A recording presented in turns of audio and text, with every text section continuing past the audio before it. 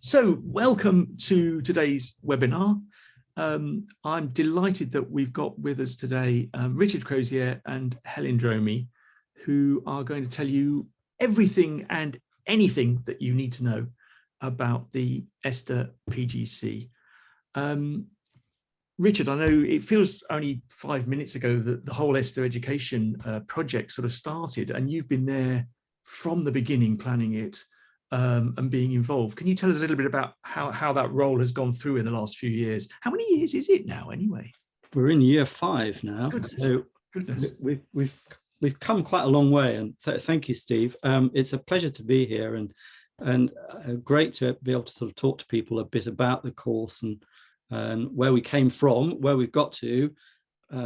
Hesitate to say where we're going because life doesn't really allow for that sort of forward planning at the moment.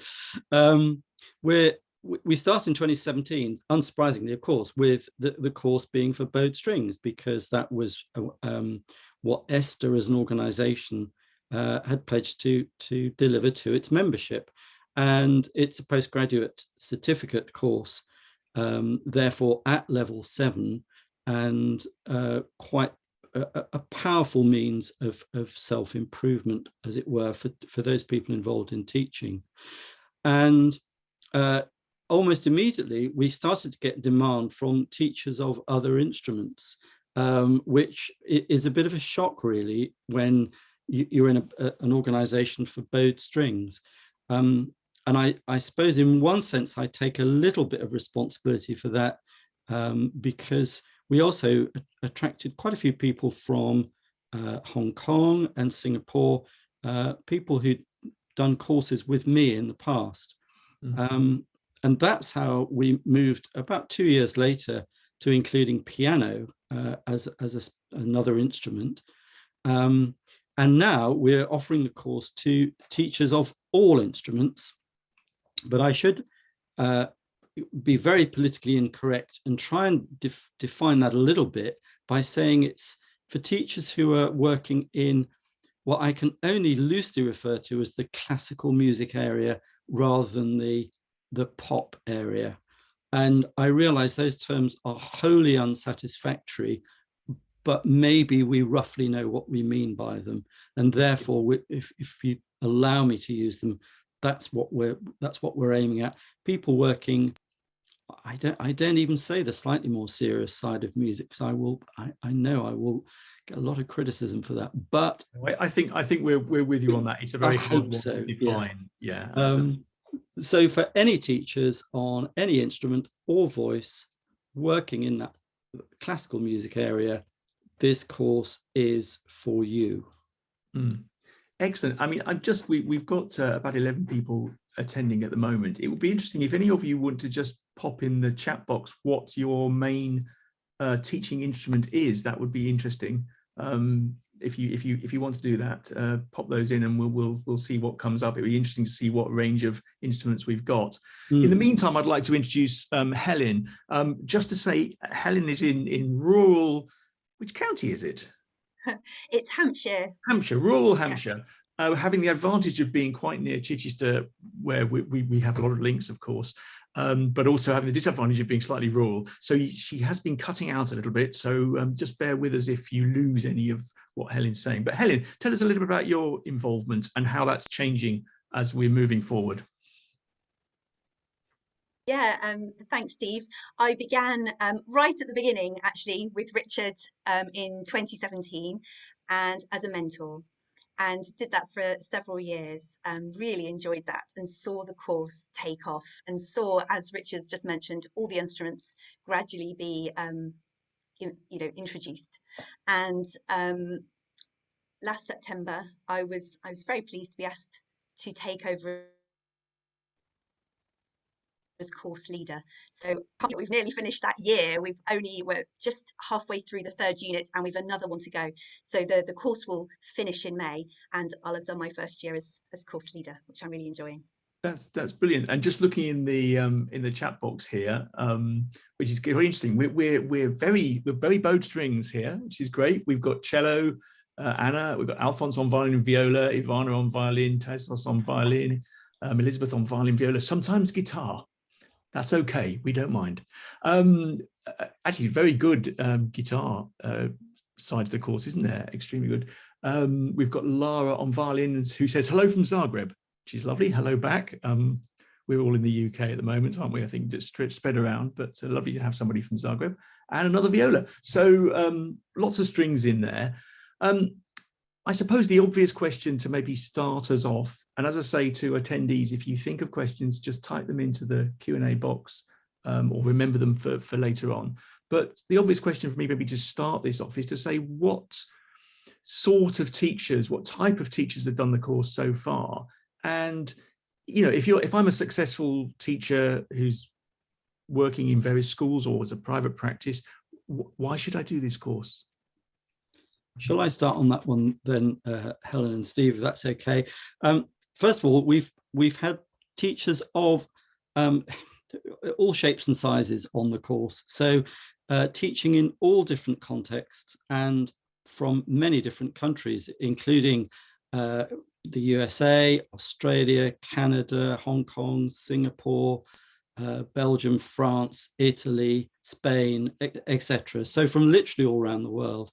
And that's a fantastic thing to have, because it means that as a student on the course, you get to find out more about how things operate in other countries. And for about half the time, you're probably thinking, I want to move to that country because it sounds so good there. And the other half of the time, you're thinking, I'm really glad I'm not in that country. I much prefer the way that we teach here. But expanding your mind that way is really good. Mm-hmm. We've had teachers who are specializing with children and young people or adult learners. We've had people who are specializing with those who are, I'll use the term post grade 8 because it's a convenient and cheap form of currency that we can all understand, I think. We had a lovely lady from Italy who was working with children with special needs who were very young children. So it doesn't really matter if you have a particular target audience in mind when you're teaching, or if you work perhaps in schools where you encounter children at all stages of their progress. It really doesn't matter a scrap. And why would you do it? Well, it's about standing back and taking a look at your teaching and doing it through the form of a mirror, or as we call them, mentors. And the mentor can be your critical friend who can offer thoughts to you about your teaching in a very gentle and constructive way. So it's not a question of getting criticism all the time. And if it is criticism, it's positive and it's work to build on.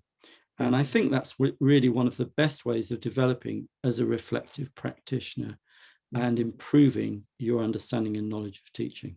And Helen, I know you've been thinking about those sort of things for an article which is going to go in our ARCO magazine. Is there anything you'd like to add to what Richard said on that? Just, I suppose, thinking over these 5 years, the types of teachers that have applied.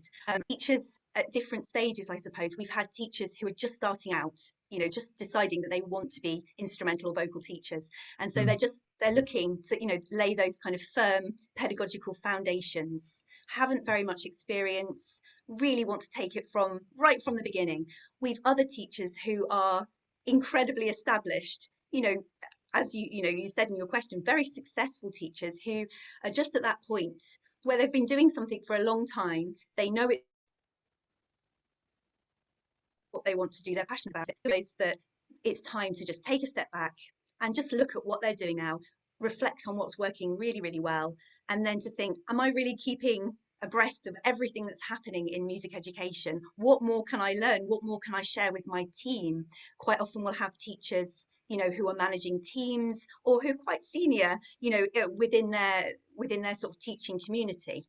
And then we also have a few teachers who perhaps are predominantly performers and are coming to teaching what they do, but they want to know a bit more about music education. They want to, fill in those gaps. They've been through the whole process. They've done incredibly well themselves, but now perhaps they're going into a school and working in a group, or perhaps, you know, they're working with an age group that feels unfamiliar, and suddenly they have a lot of questions. Yeah. So this Yeah. course is very, very useful for them. And Mm. finally, I would perhaps say that we do have some people who came in as string teachers, having taught the piano very successfully Mm. for 20 years, and suddenly picked up a little bit of string teaching, or the reverse, very prominent string teachers who have started to do a little bit of piano work in their school because it's been required, you know, and vice versa. So they're now filling in those gaps There is in their perhaps, knowledge. yeah, there is perhaps, I mean, certainly I think in the UK, more of a situation where instrumentalists have to teach other instruments in more cases, I think. Am I right in saying that, Richard, that there's a little bit more of that culture these days? It's definitely the case. And I think it's an advantage for a teacher to explore the teaching of other instruments in a little more depth, because approaches will be different, and attitudes and responses will be different. So a course such as this can open your eyes to a lot of different ways of doing things, which can be very helpful from the employment point of view, I think. I was bring up the example of string players, the fact that they don't have to breathe. I think that could be quite a contentious point, wouldn't it? I don't know. But it makes such a difference when you think as a singer or wind player would for certain things in teaching and playing. And there's an obvious thing here, because we've got a couple of people saying hi. Anna's saying hi from Norway. We had, I can't remember who it was from Croatia, Lara, and Alphonse is in Germany. Tell us a little bit about language here and what's required from participants in the course. The language requirements are the university's postgraduate language skills in English. And the information about that is very clear on the website, the university's website. But we also have quite a bit of discretion on that as well. And we actually interview everyone who applies for the course. We interview them via Zoom or one of the other internet platforms, and we just need to feel confident that we can understand the points that you're making to us, and also that your written capability will be sufficient to enable you to complete those parts of the course. We are hoping that we'll be able to offer the medium of Chinese language in the very near future, and that plan is in place, and I think we'll be going ahead this year. So I don't think we've got anybody in that category. We don't see on the list at the not moment. seeing anybody at the moment from China, but there may be some Chinese speakers. Who knows? Yes. But yeah, we've got USA as well there, from Diana there. That's great. So I suppose that leads on to another question, which is, can you tell us something, maybe start with Helen on this one, about the actual content of the course? Yeah, sure. The course is run in 4 units, and each of the units, all of them overlap, but they all have a sort of distinct flavour, a main topic. So we have a unit developing effective curricula for teaching, for example, which looks at what is a curriculum, what should it include, how is it different from an exam syllabus, and, you know, what materials should you use, those sorts of questions. And by the end of that, students actually produce a 1-year curriculum for their instrument for a particular year of learning. So that's a really useful, it feels like a huge task, but it's a very useful thought process to go through. And that's one of the units, developing effective curricula. We also have a unit teaching strategies for strings, which, as you can imagine, looks at different ways that people learn, but also different strategies that teachers can use to meet all different sorts of learners. And in that unit, we really look a little bit at the history of learning and pedagogy on your instrument, and how the way that you were taught yourself might influence the way you now teach, how to keep the best bits, and perhaps how to get some less helpful practices from your teaching and replace them with other things that are going to work really, really well. Yeah. That one has an essay with it that students write on an area of interest. So that's the only unit I would say that has a very big piece of writing or a traditional essay. And then the other two units are a little bit more practical in nature. We have one on teaching effective technique. That's often the unit that students think, oh, this is why I signed up. I just want to know exactly how to do this. I want all the do you answers. teach vibrato? How do you do it? Yeah. And of course, what we sort of tell them is, well, how long is a piece of string? There are so many ways to do it. So that unit is very practical and really gets into the nitty-gritty of all the strokes and the shifting and the vibrato, all those things, but really increasing the number of strategies and the number of ways you can say something, and the way that your language and your feedback and all these things really affect how these things come across to different students. You record your own teaching for that unit and present different techniques. And then the other unit is, I suppose, completely central, learning to play. So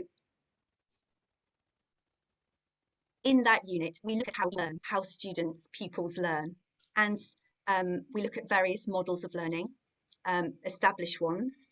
And then we also look at how do you know that a pupil's learned something? What should you be looking out for? How can you improve their learning capacity? How can your teaching, be maximum effective? And with that one as well, you take a video of your own teaching and you really scrutinize it, really watch it and really get into what exactly did I do? What was effective? What worked well? How do I know it worked well? How do I know that was successful? And then having done all the reading and talked to everyone, what do I want to change? What can I plan for the future? So it's a really kind of cyclic and reflective process. And a lot of our students say after graduating, once you've filmed yourself, once you've seen yourself in action and then looked at it many times, you can't be going back. That's the moment where you just realize, yes, there's a little bit of discomfort perhaps initially, but you just change the way you look at what you do, and that reflective practice just stays with you. It's kind of one of those moments. So I think that that those are the 4 units which are assessed, and I've sort of spoken briefly about the ways that they're assessed, but there are also, just to kind of complete the picture, make it a really full course, there are also some unassessed. Richard, do you want to say a bit more about those ones? Yeah, I was going to ask Richard and hopefully everybody's caught Helen there. What I'm finding is that sometimes you freeze for a second, but actually it doesn't lose anything. It just comes back in on the same sentence. So hopefully everybody's got that. Thank you. That was really clear. Richard, I wanted to ask you about how and what is assessed, but just before that, there's 2 little questions we can just cover quickly. Alphonse has asked, is there any need for an additional TO EFL? So I know EFL is English as a foreign language. I don't know what the TO at the front of it stands for. There is technically a requirement by the university, but we do have discretion on that. Right. So as long as we feel comfortable in interview, that we feel that we can understand everything that's being said and talked about, and that we're comfortable with the written work, an example of written work and ability to write, then it's not usually too much of a problem. Right, yeah. Elizabeth has put me right. It's test of English as a foreign language. I knew the EFL bit, but I didn't know the TO. So what we're saying, let me get this right for Alphonse, is what we're saying is that officially there's a requirement for that, but as long as there is some discretion, as long as we feel that we can understand the students. Yes. Great. Okay. And the other little quick question was, Diana excuses her ignorance, but asks what the PG stands for. Yeah, and no need to apologize for being ignorant. Education is a complete land of acronyms, and you find yourself falling over these things all the time. And also, there's no such thing as a stupid question. Ever. No, never ever. PG stands for postgraduate, which means that it is a qualification undertaken after having achieved a degree levels of study. And in this case, we're at level 7, which is at master's level. So someone completing the postgraduate certificate has approximately 1/3 of an MA. So they've made a great strides towards a full MA if that's something they want to go on and complete. Right. So just to clarify that, that would count towards a full MA should they just wish to continue. Great. Yes, it's a portable qualification. Perfect. That sounds very good and flexible. Nice. Which is it sounds good, and it is good. Yeah. absolutely. Great. So Richard, I won't interrupt you anymore. Tell us a little bit about assessment and how assessment is undertaken and what is assessed. Okay, we use the two most common forms of assessment on this program. We use formative assessment throughout. And formative assessment, and again, I don't mean in any sense to be patronizing in explaining these terms, but I think it's important to try and be clear for everyone. Formative assessment is really what we do all through our lessons when we say, now that bit should go just a little bit louder, quieter, slower, faster, etc., etc. And we talk about things, and then we get our students to explore that and do it for us. So we give immediate feedback on the formative assessments, but they don't gain a specific mark or grade. It's simply an indication of how the student is getting on, and we say, yep, that's going really well. I think you might just change this a little bit, and so on, and then you can move on towards the point at which they do the summative assessment. At the end of each unit, there is a summative assessment, and that's, if you like, the most serious one. And that's a bit like taking a graded exam. You turn up and play, and you get one go, and that's it. And you might be able to restart a piece, but you can't keep restarting the piece over and over again. And the same with our summative assessments. You submit your work online, electronically. The university has a wonderful gadget that can immediately tell if you've written it all straight out of a textbook. It will tell us that down to the percentage of words that are identical to some marvelous textbook that you found. So we encourage people not to do that, of course, but to be original. Your work is then marked by your mentor and by another mentor who's working on the course, and neither of them know it's you. So we say it's blind marked to ensure that the marking process is fair. The course leader, and Helen can tell us about this, then conducts a moderation of the marks. So if necessary, marks are moved up a bit or down a bit, so that there is consistency across the cohort and consistency with the marking criteria, which are all published in a handbook, which is online and available to you as a student from the minute you enroll. Great, thank you, Richard. That's really helpful. Helen, did you want to add anything about assessment?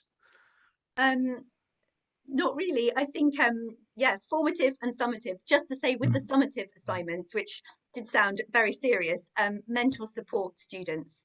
So especially with the essay element, I know it's a long time since many of us have written an essay. So mentors will have regular meetings with students, and they will also look at the draft. So they will have a check those right lines with the work. In fact, all of the units, mentors are there to support, and they're experts and they give great advice. So it's very unlikely that you're going to go completely wrong, unless of course you choose to completely disregard their advice. But they have a lot of experience of marking. The mentors meet together regularly so that we're all in contact with one another and we know what each other are doing. Yeah, and you talked earlier on about the one module that has a sort of, what you were saying, there's a sort of regular essay. What other submissions are there that are assessed? You mentioned teachers videoing, students videoing their own lessons. Is that part of the assessment process? Yes, so in the unit Learning to Play, that is the assessment. So there are two parts to it. A student looks at a teacher looks, I'm calling a teacher a student, so there's a little bit of confusion there, but our teachers are our students. So the student teachers make a video of their which is, let's say, half an hour long, and then they then write a commentary about their teaching. So they look at what happened in the lesson, and they're very sort of objective about, literally, I talked for this long, often a long time. Teachers like to do a lot of talking. So we have, you know, I did this talking, and then we did this activity, and I asked this number of questions, and my pupil gave this amount of answers. And, you know, you really like itemize what happened and then reflect on the effect of those actions, the effect on the learning. So that's a reflective commentary, and that is submitted all as one. You submit the teaching video and then the supporting commentary. So there are a couple of teaching videos that are necessary during the course, although we're encouraging people to be recording their teaching, even if it's just for private use, throughout the course, and that's all absolutely fine. They don't need to share it with anyone. Of course, they'll have of pupils, parents, schools, if that's applicable. But some of these recordings are needed for assessment, and just the mentor and myself would see them. But others, we're just encouraging this you know, reflective process. It's so valuable recording yourself and actually finding out what happens. Yeah, no, absolutely. I think we could all benefit from that sort of self-observation. Richard, I would imagine that some teachers do a lot of performing in public, in concerts, and some teachers don't. And I think maybe some would be slightly worried that they're going to be assessed on their own playing ability. Can you tell us a little bit about that side of things? We're keen, obviously, to encourage people to be players, performers to some extent as well, but that's not part of the programme of study. At interview, we always ask if people do play regularly, and I distinguish here between playing and performing, which can be, again, different things. How much do they play in lessons? Do they demonstrate? There is, of course, one school of thought that says you should never demonstrate, you should always use words to explain. My own experience is that one bar played saves 10 paragraphs of explanation, and 9 times out of 10 solves the problem that you're trying to get across. So we're keen to find out whether people play, perform, and at what level, but there is no specific requirement on that. We certainly expect people to be able to play what they're teaching, and would find it a little strange if somebody is teaching something that is technically very advanced, but they can't play it themselves. But we're not in a position to check all of that out. We take that, of course, on a degree of trust, that if you tell us you're teaching at concerto level, that you're at least able to play 90% of the music that you're playing. We know there are always going to be corners that aren't necessarily under the fingers all the time, but there is an expectation. Yeah, no, that's great. And obviously we're talking about this course, it's an online course, but there is a link to the ESTA summer school at Chichester University each summer. Can you tell us a little bit more about how that link to the summer school works? Yes, shall I jump in, Helen, or do you want to go? Why don't you talk about it historically, and then perhaps I can talk about my plans for this year. Oh, right, because yes, your plans are obviously completely different to plans in the past. That's great. The idea is that at the summer school, we hope to be able to tackle the technique unit, because it's much, much, much easier to explore technique when you can talk about it face to face, rather than having to try and do that all online, although it's possible. And over the past couple of years, plans have had to change quite a bit, simply because of pandemic and associated issues, let's put it that way. So the summer school is a really good chance to work more closely with your fellow students and mentors, to play music together and to watch each other, to record each other, and to discuss how you teach a particular aspect of technique and how they teach particular aspects of technique, which I think is very, very important. So that's the advantage of the summer school. Now, I'll let Helen take over because she's going to tell me that it's going to be completely different this year. It's not going to be completely different. I think the first thing to say is that we would welcome and encourage all students to come to the summer school. It's going to be brilliant. It's going to be really exciting, and it's going to get your studies off to a really superb start. So to say, it's not compulsory. If there is a reason that you just cannot travel this year, that's fine. It doesn't mean you can't do the course. So my plans to kind of make sure it's all fair, just in case a few people can't come, is that we will have a little bit of an induction, a course induction. Now, all of this will be available online after the event as well, for those people who can't come. But for those who can, it will give you to Chichester, see the University of Chichester, which is, you know, the university that validates the course. You'll see the campus and you'll live on the campus for a week, which is really nice, and see one another each day. You'll get your, you'll be able to have a go at the university's online platform, their Moodle platform, and experiment with that so that you feel confident, you know what you're doing and you can access resources. You know how to use the library. You know, when you're not at Chichester, will be an e-resource, an e-book, an e-score, and you will want to know how to get your hands on those things. So being in Chichester, if you bring a laptop or a computer or an electronic device, we can help you do that. And there's always a little bit of concern from some people that they really want to do the course, but it's the kind of the e-learning bit that they're thinking, am I going to be able to cope with this? Am I going to be able to get my computer to do what it needs to do? We'll be going through that slowly and carefully as part of the induction. I'm also planning some general pedagogy sessions to get us up and running, to get us sort of started on that reflective journey. And yes, I think Rich is absolutely right. Tackling some of those techniques and also those kind of practical teaching scenarios in the flesh is ideal. So you'll get a real taster of what's to come in the, you know, during the rest of the course. Meeting the mentors and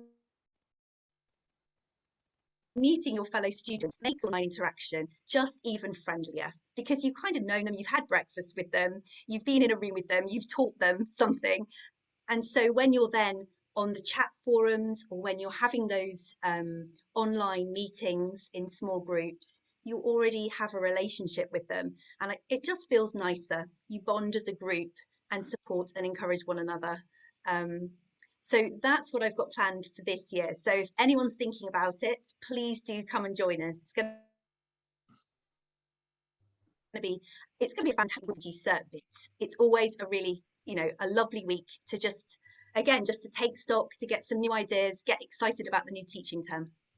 Great, that's excellent. Thank you, Helen. I've just popped, for everybody's information, I've popped into the chat box a promotional document about the course, which will give you more information. It hasn't got everything in there. And of course, things do change as we go through various changes at the moment from pandemic and all sorts of things.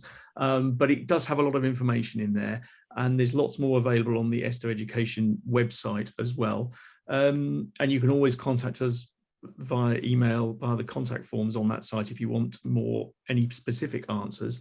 I think we're going to try and draw the chat side of this to a close. I'm going to ask Richard if he's got, and Helen, if they've got any sort of closing comments, maybe starting with Richard. And then it would be lovely if anybody's got any questions, you can put them in the Q&A box if you can find where that is on your device that you're using, or just put them in the chat. Just put a question in, so then we can have 5 or 10 minutes as needed to answer any other specific questions that anybody's got. Richard, anything you'd like to add? Yes, thank you. The one bit we haven't mentioned is that we talked about the 4 main units on the course. There are actually 3 others, and they are smaller and they're not assessed. And if I give you their sort of subject matter, you perhaps see why. The 3 other units are safeguarding children and young people in music education. We think that along with our other 2 additional units is very important. And we think that if we're running a course for teachers about teaching, it is vital that we include safeguarding as one of them, equality, diversity, and inclusion as the second one, and promoting children and young people's positive behavior in music. And I know why that some people look at those headings and think, well, I've been teaching for years. I teach one-to-one. It's perfectly fine. I know what I'm doing. No need for that. And I would say to you, I think you may need to rethink that and take a second look. And that's why we cover those topics in our 3 additional non-assessed units during the course. Other than that, I hope that what we've explored today has whetted your appetite for learning. The great thing about coming on any program of study, my experience of it is that once you get started on learning, you want more. And a lot of people come up at the end of this course and say, is there something else I can do? What can I do next? I want another course. And the answer is very simple. Yes, you can move on to complete a full MA. So if that's something that interests you and you want more study, it's right there for you. But I'll pass over to Helen now so that she can say her thoughts as well. Right, and just before Helen comes in, just so I've also put the link to the ESTA Education website into the chat box for anybody that doesn't know that already. It looks a little bit like the banners behind me in terms of the color scheme, so you'll know you're on the right site. And it's got details of the PG course, but also some of the other courses that ESTA does. So it's worth having a look around that. And as I say, if you've got any questions, there's contact form there and you can get in touch and we will give you as much information as we possibly can. Helen. I think I just want to, I think the final thing I would say, if you're thinking, oh, shall I do this course or not? I would say that if you're in a position wherever you are, whatever teaching situation you're in, and you want to build on what you already do, and you want to be surrounded by people who are questioning what they do as well. There's a really big difference, isn't there, having that group of people that you're going to meet regularly with who are also questioning the things they do, and people that really want to make a difference and really want, their work to really count. I mean, I think teaching the violin is pretty, it's a really special thing. I'm actually a violin teacher, and so I want to do it the best I can. And so I've got the real pleasure of being surrounded by a team of mentors, all playing different instruments, who also think that about their instrument, and then a group of students who are also out there doing the job and thinking, oh, what else is there? What could I do? What could I learn from someone else? And being in that kind of environment is really refreshing. It's really inspirational, and it kind of it holds you to account, but there's always someone to help. So I would just encourage people to come and join us and be part of that sort of lovely, comfy yet challenging, community. Yeah. Even if it's for a year, it's well worth it. No, absolutely. I haven't been involved with the online side of the course, but I've seen some of those interactions at the summer schools where I've been in attendance, and it is fantastic to get that really questioning, really exploratory conversations going on between a group of teachers and the mentors. And I think you learn so much in a relatively short space of time in that sort of environment. It's amazing. Very creative atmosphere, I think. Well, we haven't got any questions. Maybe that's because nobody's managed to work out the Q&A box, or I've got a setting wrong.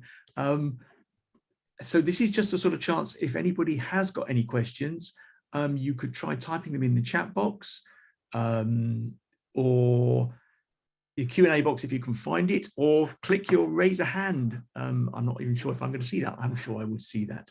But otherwise, I would like to thank Richard and Helen hugely for coming along, giving their time to explain so clearly. We've got it. Oh, it's well, got a question. Here we go. We have got a question. So thank you, Richard and Helen, for coming along, but we're not finished with you quite yet. Diana asks, I will certainly read the handbook. How long is the course and what's the cost? Essentially, the course is 1 year part-time. We normally expect to start with the summer school. In fact, we start a few weeks before the summer school, getting you enrolled on the University of Chichester email system and so on. And then we run through from August through to the following April, May, which brings us to the end of the course. So it fits very neatly within the school year. It is carefully timetabled around the relevant school holidays and things. So we try to give you a bit more breathing space at Christmas, well, at least half an hour or so off, so that you can enjoy the Christmas time for a bit. And it does seem to work quite well from that respect. In terms of cost, we have a fee of, I hope I've got this right. I'm going to bring Philip Aird in at this point. I'm going to see if I can promote him a man with being a panelist, which I think might hopefully work. We'll see. Hopefully he's going to join as a panelist. Here we go. So Philip is the CEO of ESTA UK, and hopefully in a second, Phil, and you're just muted at the moment. If you can just unmute, great. So Phil, welcome. Because I noticed in the chat that you put that there was a discount for ESTA members. So maybe you could just quickly give us a rundown of the costs for the PG course, if you don't mind. Yeah, absolutely. I mean, all the fees are on the fees page of the ESTA Education website, and if you're a string player and you are a member of ESTA, if you're in the UK, then the fee is £2,950.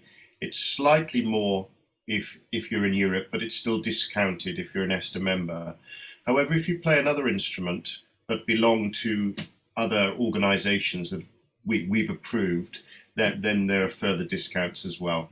So I don't want to mislead by giving a whole range of numbers, but the best thing to do is just look at the website and see which particular instrument and what memberships you have. Yeah, but basically a membership of a relevant sort of trade organisation that we have approved is going to be worth it, because, for instance, just looking at the discount for ESTA members in the UK, that's quite a lot more discount than the cost of membership. Yeah, oh, absolutely. Yeah, and deliberately so. Yeah, so a nice incentive there. And of course, ESTA membership itself, we're allowed to say, although we're talking about the PG course, has lots of benefits as well, as a teacher, with insurances and legal help and so on. So thank you, Phil. Do you want to just stay now? We're nearly done. So if I'll leave you on screen unless you decide to go away. So again, final thank you to Richard and Helen for guiding us through the PG course. And a big thank you to all of our 11 or 12 attendees. I think we've got 11 people at the moment. And as we discovered, they're from everywhere from Croatia to the US, taking in Germany and the UK. So thank you very much. One more question has just come in, a clarification question, which is that all units except the summer school take place online, and that's correct. And then, as Helen, I think, hopefully made clear as well, that if you can't make it to the summer school in Chichester in the UK, that is also not a problem, because we can cover that online as well. So it can be completely online, or you can attend the summer school week if you're able to, and we encourage that just because it's such a great way of doing that module. Great. And when is the summer school is one more question. I haven't got the dates in front of me. Philip, do you happen to know them off the top of your head? Let me look them up. It's the 9th of August, I believe.